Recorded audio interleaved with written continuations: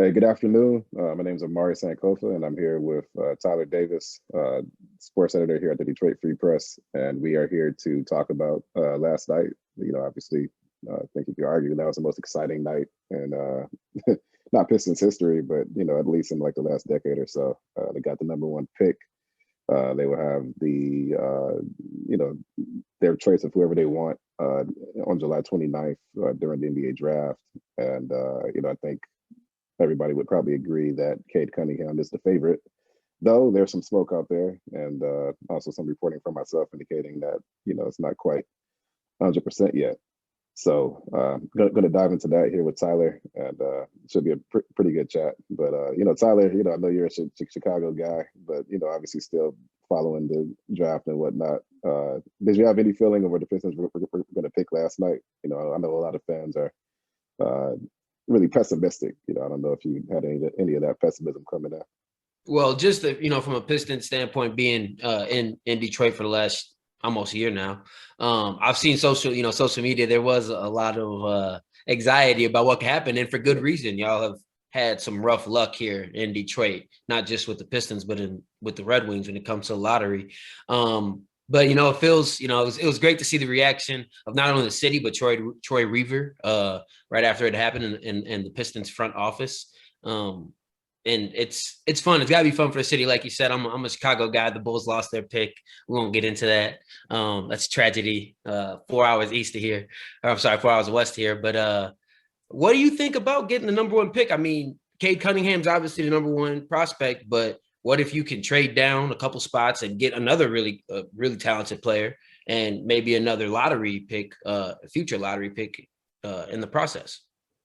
Yeah, I think a lot of the trade talk just kind of comes from the fact that the Pistons do think pretty highly of Evan Mobley and Jalen Green as well, and both of those guys in a lot of drafts would be number one picks. I think they both would have gone number one in last year's draft without much pushback. So, the Pistons basically have a choice. Do we take Cade Cunningham, who a lot of people see as being a generational talent, or they're also going to work out five guys, with Green and Mobley, I think obviously being two of them. Guys that are hard to find. I mean, Green is a super athletic, wing who has the ability to really put the ball in the hoop. Scored 18 a game in the G League last year against grown men as a teenager. And then Evan Mobley, just being a 7 foot big, almost like 3 shots a game, can kind of switch 1 through 5, handle the ball a little bit, decent vision, and he has the touch to where, you hope a couple years down the road, um, he could be a pretty good 3 point shooter. It's just two guys that are really hard to find and, would be foundational pieces for any team.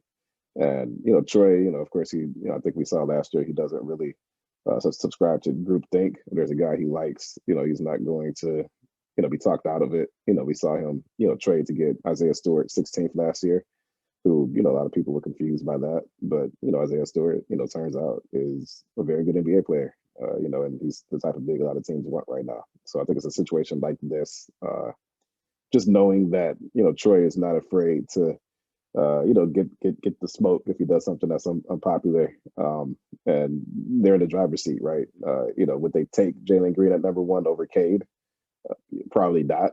If you could get Jalen Green number two because somebody offers you a bag for Cade, I think it becomes a lot more interesting. So everything's on the table right now. I know Pistons fans are kind of sweating a bit because you have a chance to get a guy that, Trey, even this morning on the radio, compared to Grant Hill, who of course started his career here in Detroit. You're like, we haven't had a guy like this in a long time. Like, why are we talking about trades? But, this is a unique draft. You have, 3, 4 guys at the top who could be number one in a lot of drafts. So, I think with that in mind, it really isn't a bad outcome here for the Pistons. And, of course, they have 5 weeks to figure out the best decision. All things considered, you probably come out of all this, he stood up taking Cade number one. So, I think Troy gets the benefit of the doubt, but at the same time, I've been seeing Pistons fans sweat a lot over the last 12 hours, and it's it's like it's 5 weeks of this, so don't burn yourself out yet. It's interesting because it's like you said, it's a great spot to be in, and you could go in so many different directions. You have to ask yourself, well, what's our timeline? You know what I'm saying? Are we going to be a team that's going to compete for the playoffs next season, or is that more something in 2023 that we're looking at? And that kind of can influence some of this decision making. Now, like you said, you don't really want to pass up on a guy like Cade, but I mean, I wrote a little bit about Jalen Green and Evan Mobley, and I really think that Jalen Green is going to be a problem, man. I think that there's a lot of like Anthony Edwards-esque in his game that they seem like very similar players to me, at least in the versatility to be able to get to the rim and shoot from the perimeter. And like you said, playing against grown men, he was a very efficient, good 18-point a game scorer. So, it's a good problem to have. It's a good problem to have for sure.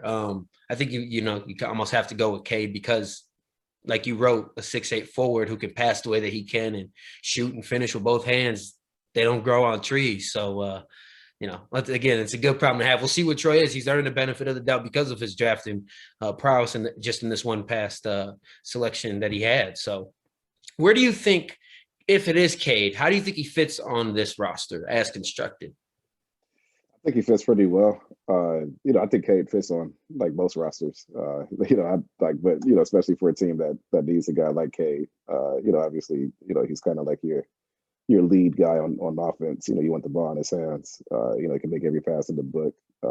He isn't the most explosive guy, but when you can shoot like he can and he can attack closeouts, I mean, I think it all kind of evens out anyway. He has the length to defend. I think at least three positions, maybe four. Depending on the opposing point guard or center.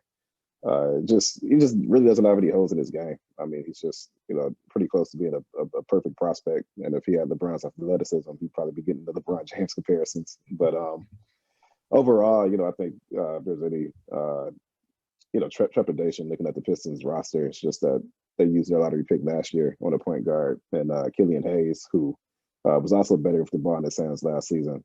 And, I thought we saw him kind of get more comfortable without the ball in his hands toward the end of the season. They're playing him alongside Corey Joseph a lot. And, Killian actually, said straight up, like, I like playing off ball. It frees me up. I don't have to, think and make decisions for other people. I can just immediately attack. And it, just frees them up to play a different style of basketball, which I think is encouraging, because a lot of times with point guards, you take the ball out of their hand and, just kind of like, I don't know what to do. I'm a point guard.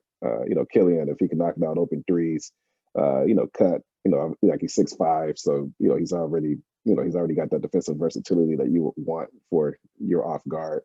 I think him and Cade could play together really well. So that doesn't really strike me as any type of problem. I think Cade fits this team like a glove. Honestly, I think any of those top three guys fit the team like a glove for different reasons.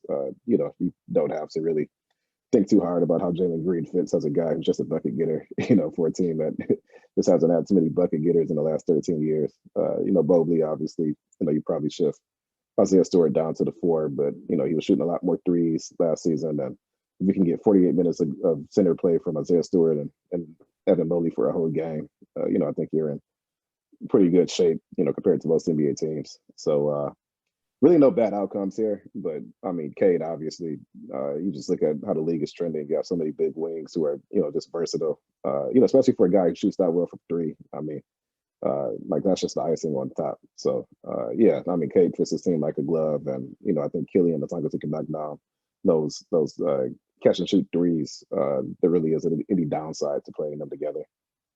I could see them. Yeah, I imagine a situation where, Cade's beating someone off the dribble or doing something to make the defense collapse. And Cade, now you got Killian Hayes as your decision maker in space, maybe against a mismatch or odd number of defenders. That's good. I think that's a situation you like where he can attack. He can use his court vision to pass and keep the ball moving, and vice versa. I think Killian could be the one to initiate, and Cade could be the beneficiary there. Like you said, he's so versatile. He could really do anything. At least from a fit perspective. I don't want to anoint guys as the next big thing because you never know. I mean, even a number one draft pick doesn't ensure that your team's going to rocket into the playoffs. And that's one part of this going forward too. So the rest, these next moves and the rest of the way that Troy Weaver fills out this roster is going to be critical.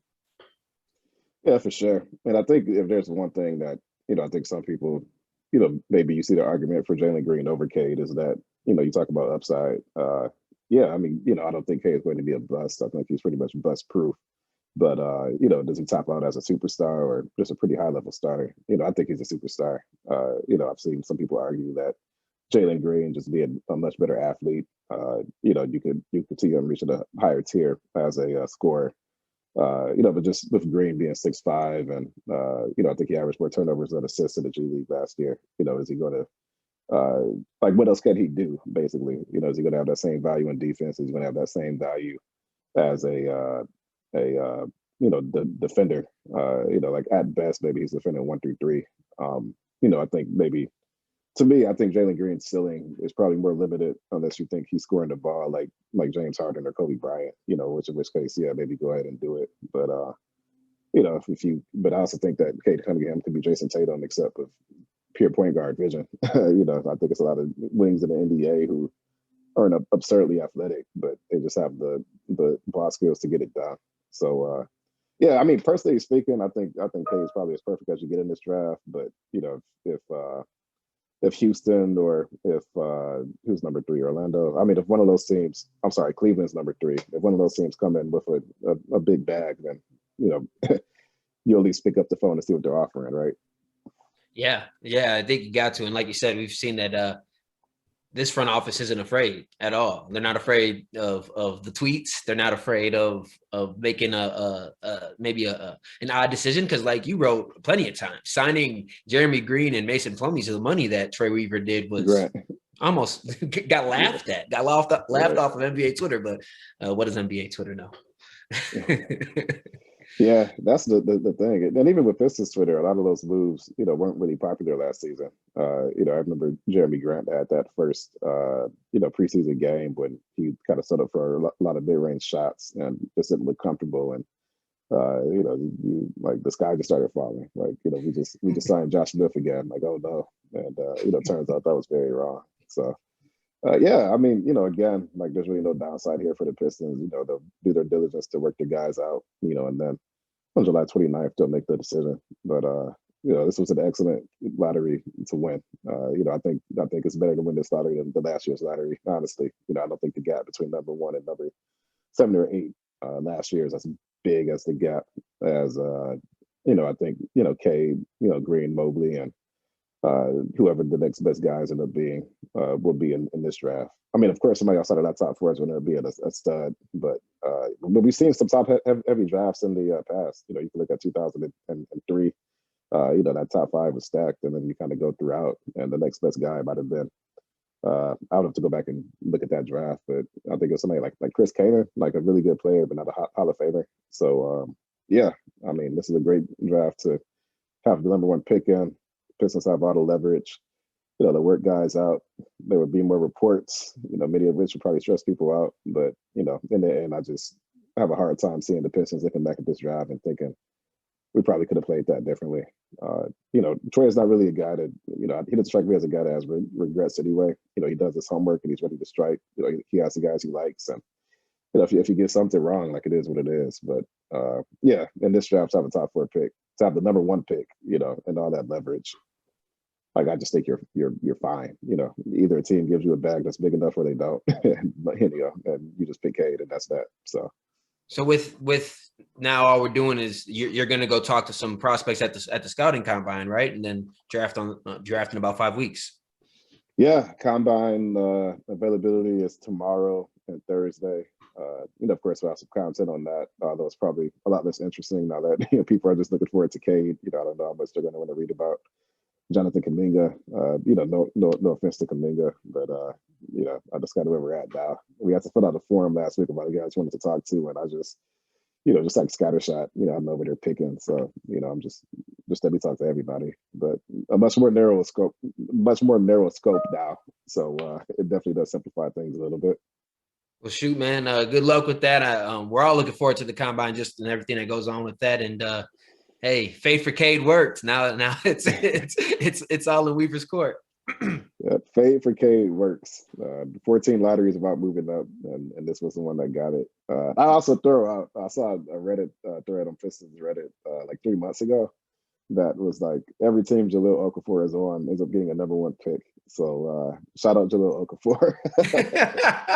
Shout out Jahlil Okafor. Hey, the Chicago connection. That's the way to end it right there. I love it. Yeah, that's the real story here. All right, man. Well, always good.